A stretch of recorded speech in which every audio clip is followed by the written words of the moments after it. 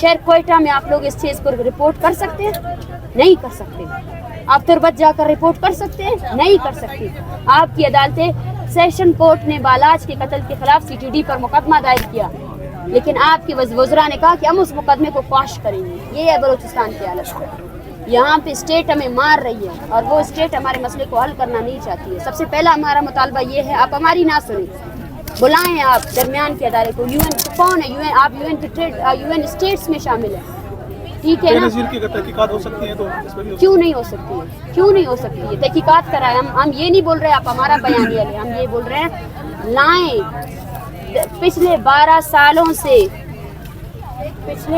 सालों से जो है ना UN की जो वर्किंग ग्रुप है पोस्ट डिसअपेरेंस की, वो मुसलसल खत लिखकर बोल रही है पाकिस्तान के कि वी वांट टू कम इन बलूचिस्तान, हम बलूचिस्तान आना चाहते हैं, हम इन्वेस्टिगेट करना चाहते हैं। आप उनको क्यों नहीं छोड़ रहे हैं? पहले सबसे पहले ये जवाब दे।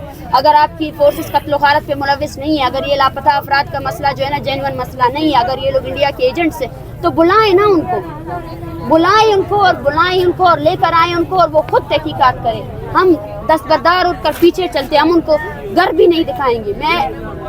मैं ये दावा करती हूँ कि वो जैसे बलूचिस्तान में एंटर होंगे ना, उनको रियासती जबर दिखेगा, उनको चावनियाँ दिखेंगी, उनको दिखेगा कि बलूचिस्तान की औरतें, बलूचिस्तान के मर्द कितने रियासती जबर का शिकार हैं। मैं फिर से कह रही हूँ, हम हर किस्म की कत्ल गारत के खिलाफ है, हर किस्म की कत्ल गारत के खिलाफ है और हम अमन के लिए निकले हैं। हमारी तहरीक को जो है ना आप अपने रियासती एजेंडे के साथ ना जोड़ें। हम हर किस्म की कत्ल गारत के खिलाफ है और हर किस्म की कत्ल गारत का मतलब ये है कि आप फिर जबरी बेशुदगी को जस्टिफाई नहीं करें। अगर आपने ये तहरीक पिछले 30 दिनों से चल रही है, आपने ये जरूरत नहीं की, आप आए और आपने साथ ही साथ सबसे पहले सवाल करना शुरू किए। आप जो है ना आते अंदर बैठते इन तस्वीरों को देखते, इन तस्वीरों की बुरी हालत देखते कि ऐसा ख़ानदान जिसके पास 10 साल से सिर्फ एक ही तस्वीर है, वो हर प्रोटेस्ट में उसी तस्वीर को लेकर जाता है और इस तस्वीर से रंग उतरना शुरू हो गया है ना, फिर आपको पता चलता है। आप आते, आप इनके साथ बैठते, आप इनको देखते, फिर आपको पता चलता है कि आप किस जानिब लेकर जा रही हैं इस चीज़ को। मैं फिर से आप सबसे अपील करना चाहती हूँ